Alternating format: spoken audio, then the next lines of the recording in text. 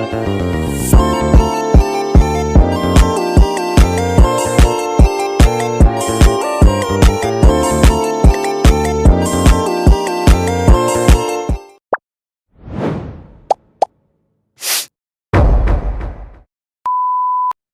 kesempatan kali ini saya akan tutorial langkah-langkah penyelesaian soal untuk materi fungsi dan persamaan kuadrat dengan menggunakan autograf.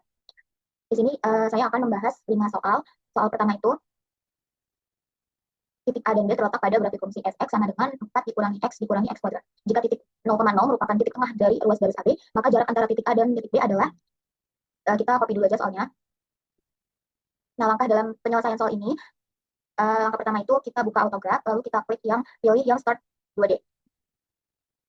Nah, selanjutnya kita masukkan soalnya tadi, kita paste.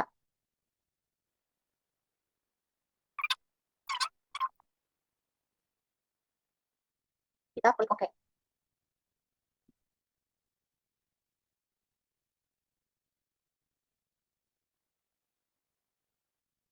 Nah, selanjutnya adalah kita masukkan fungsi fx ini dengan mengklik add equation, enter equation. Selanjutnya kita masukkan fx-nya. Nah, ini sudah muncul grafik kurvanya, kita kecil. Nah, selanjutnya adalah kita menentukan titik A dan titik B-nya. Nah, tadi karena titik tengah dari garis AB itu adalah 0,0, maka titik A dan B bersifat simetris terhadap titik asalnya, yaitu 0,0. Artinya, jika titik A memiliki koordinat A, FA, maka titik B adalah negatif A, negatif FA, atau sebentar. Ini.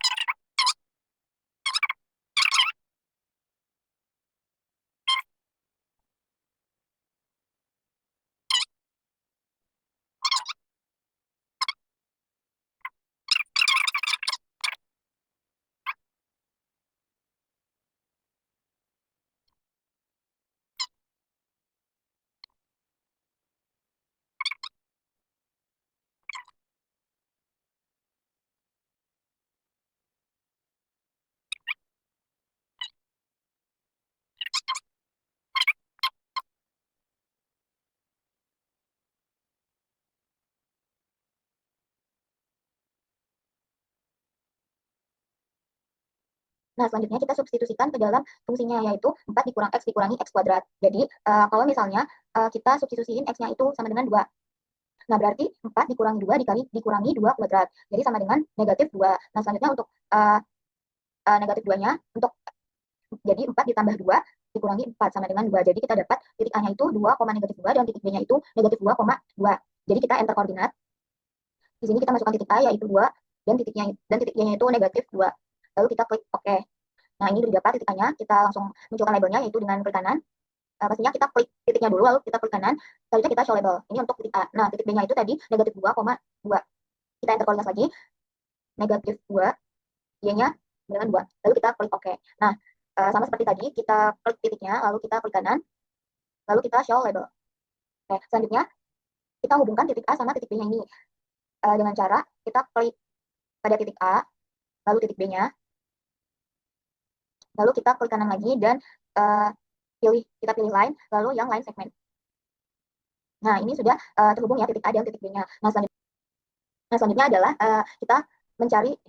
Nah, selanjutnya adalah kita mengukur jarak antara titik A dan titik B-nya itu dengan cara kita klik garis AB-nya ini, lalu kita klik kanan, lalu kita pilih yang text box. Nah, di sini muncul distance-nya itu atau jaraknya ya, sebesar 5,657, yang dimana itu sama dengan 4/2. Jadi jarak titik A dan titik B-nya itu sebesar 5,667.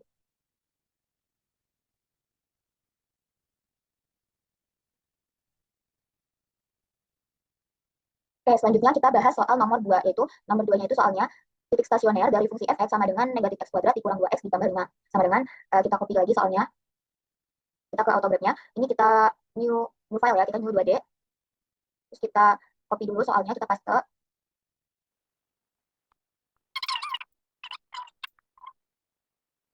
Kita klik OK. Nah, langkah-langkah untuk mengerjakan soal ini adalah kita sama seperti tadi, kita klik enter equation, lalu kita masukkan fungsinya, yaitu ini kita perkecil aja. Nah, ini muncul grafiknya. Nah, langkah selanjutnya adalah kita klik grafiknya ini. Untuk menentukan titik stasionernya, kita klik grafik ini. Selanjutnya kita klik kanan, lalu pilih yang point, lalu pilih yang solve f aksen x sama dengan 0. Nah, ini muncul ya titiknya. Nah, di sini untuk munculin berapa titiknya itu kita klik kanan aja di titiknya, lalu kita pilih text box. Nah, di sini muncul untuk x-nya itu -1 dan y-nya itu sama dengan 6. Jadi didapat titik maksimumnya itu -1,6.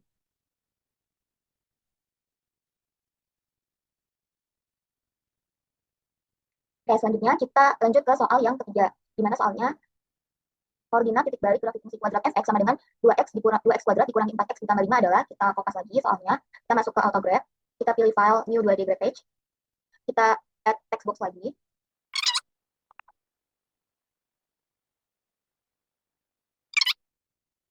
Nah, langkah-langkah untuk mengerjakan soal ini adalah, yang pertama, kurang lebih sama seperti yang tadi di soal nomor 2 sebelumnya. Pertama, kita masukkan equation-nya dulu, kita enter equation.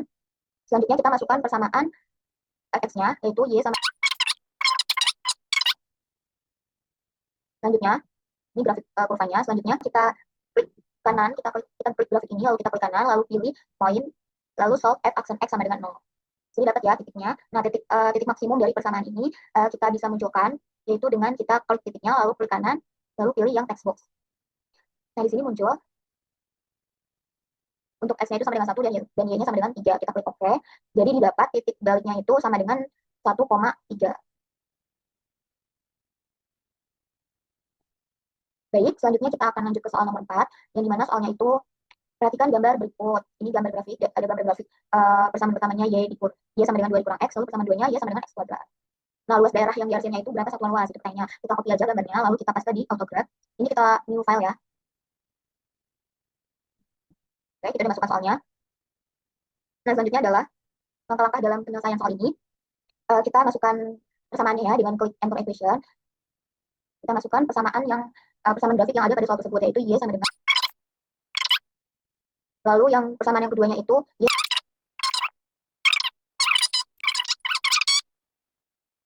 Nah, ini sudah didapat ya, seperti grafik yang ada di soal. Jadi, selanjutnya untuk menemukan titiknya itu, kita klik dua grafik ini, lalu kita klik kanan, lalu pilih point, dan pilih solve fx sama dengan dx. Nah, didapat ada dua titik potong ini. Nah, titik potongnya ini kita bisa munculkan berapa titiknya itu dengan mengklik titiknya, lalu kita klik kanan, lalu kita pilih text box. Nah, ini didapat x-nya itu sama dengan x1 sama dengan -2, dan y1-nya 4, untuk x2-nya 1, dan y2-nya itu 1. Kita klik OK. Diperoleh itu batas bawahnya itu -2 dan batas atasnya itu 1. Nah, selanjutnya kita klik grafik kedua persamaan ini. Selanjutnya kita klik kanan, lalu pilih create dan pilih area.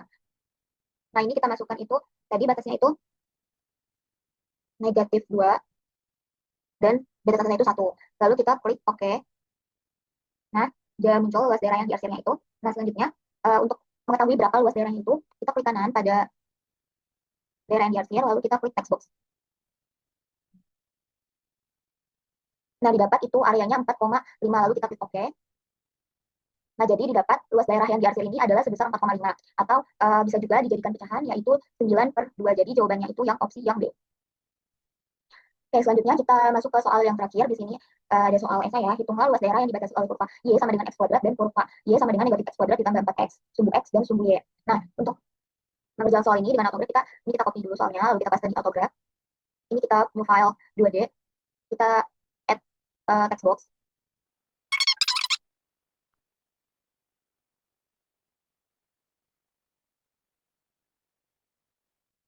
Klik OK.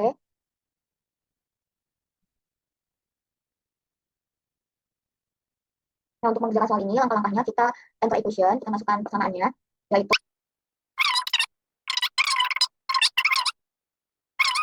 ini kita perkecil aja. Nah, selanjutnya kita klik kedua persamaan ini, lalu kita klik kanan, pilih yang point, dan pilih solve fx sama dengan dx. Nah, sudah didapat, kita peroleh titik potong dari kedua persamaan tersebut. Terus titik potongnya itu bisa kita munculin dengan kita klik, lalu klik kanan, dan text box. Nah, didapat batas bawahnya itu 0 dan batas atasnya yaitu 2, lalu kita klik OK. Nah, selanjutnya kita untuk mencari luas daerahnya itu, kita klik grafiknya dua-duanya, kita klik kedua grafiknya, lalu kita klik kanan, selanjutnya pilih create dan pilih area. Terus kita setting ya untuk nilai batas bawahnya itu Tadi kita kan ketemunya 0, lalu batas atasnya itu 2. Kita klik OK. Nah, lalu dapat luas daerahnya. Untuk memunculkan berapa sih luas daerahnya itu kita klik kanan, lalu kita pilih text box. Nah, didapat luas daerahnya itu atau areanya itu 2,667 atau sama dengan 2,67. Kita klik OK.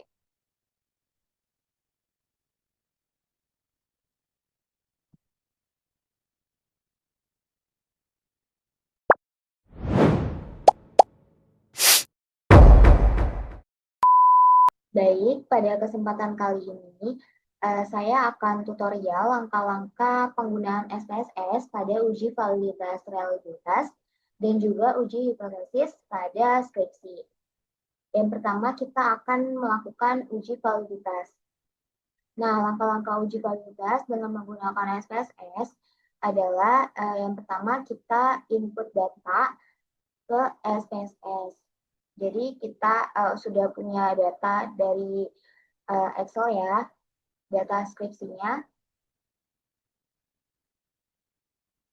Sebelumnya kita mungkin ke variable view-nya buat bikin tabelnya. Di sini kita kasih di name-nya itu soal 1, soal 2A, soal 2B, soal 3, dan soal 4. Sesuai data yang dari skripsinya. Selanjutnya untuk width-nya ini, untuk desimalnya ini kita ubah ke 0 semuanya. Dan untuk measurnya itu kita ubah ke scale.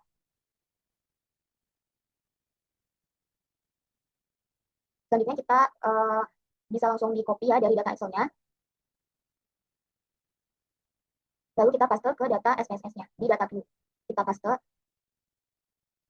Oke, selanjutnya kita klik menu analyze, lalu pilih correlate, lalu kita klik di target. Selanjutnya kita pindahkan semua variabel ini soal-soalnya ke dalam kotak variabel.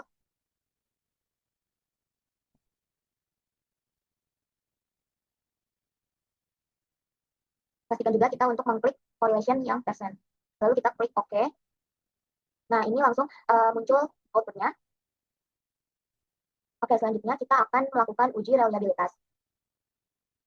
Untuk uji reliabilitas, langkah-langkahnya itu, kita input datanya seperti tadi uji validitas. Kita bisa tambahkan tabel total score-nya. Di data SPS-nya itu kita tambahkan di variabel P-nya itu total score.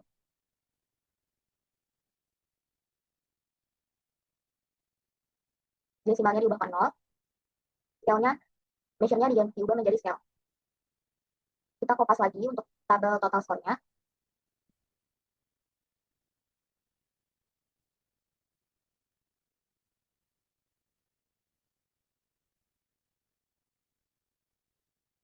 Selanjutnya, kita klik menu Analyze, lalu pilih Scale, dan Reliability Analysis. Nah, muncul seperti ini. Kita pindahkan semua variabel soalnya ini ke dalam kotak items.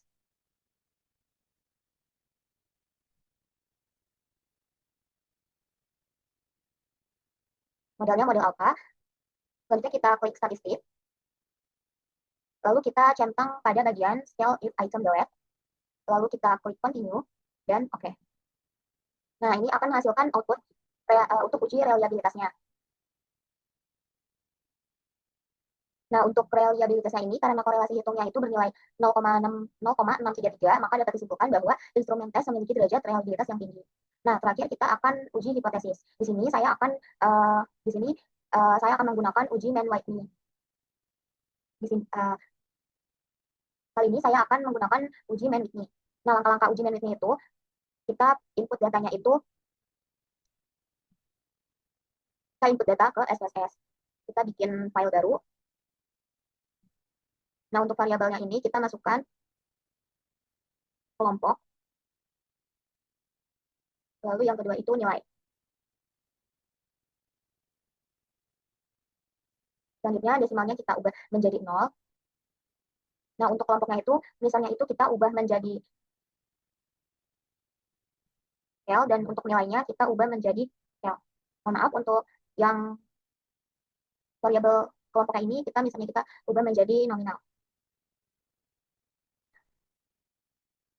Kita kopas lagi datanya.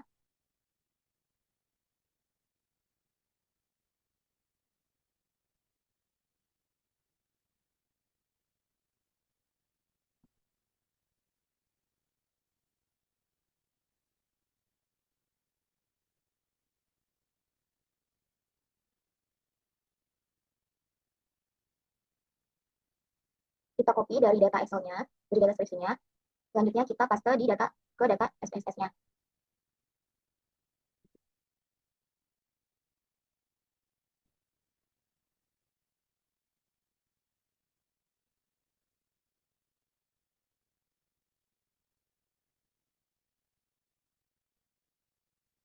Nah, kita balik ke variabel view. Nah, untuk variabel kelompoknya itu, kita klik titik 3 pada bagian value, lalu untuk value-nya kita isi value-nya 1, labelnya eksperimen, kita add, lalu value 2-nya untuk label control. Add. Lalu kita klik OK. Selanjutnya untuk analisis, kita klik menu analyze, lalu klik non-parametric test, lalu pilih reduce dialogs. Selanjutnya yaitu 2 independent sample. Nah, saat muncul dialog box seperti ini, silakan variabel nilai ke tes variabel base, lalu kelompok itu ke grouping variabel. Nah, selanjutnya klik define groups, lalu isi grup 1 dengan 1 dan grup 2 dengan 2. Pastikan juga untuk menceklis man with me karena kita menggunakan uji man with me. Selanjutnya kita klik continue, lalu kita klik OK. Nah, ini adalah hasil output dari uji hipotesis menggunakan uji man with me test. Jadi karena diperoleh nilai signifikansinya itu sebesar 0,0, di mana 0,00 itu kurang dari 0,05. Jadi dapat disimpulkan bahwa rata-rata kemampuan mengevaluasi klaim peserta didik pada kelas eksperimen lebih tinggi dari rata-rata kemampuan mengevaluasi klaim peserta didik kelas kontrol.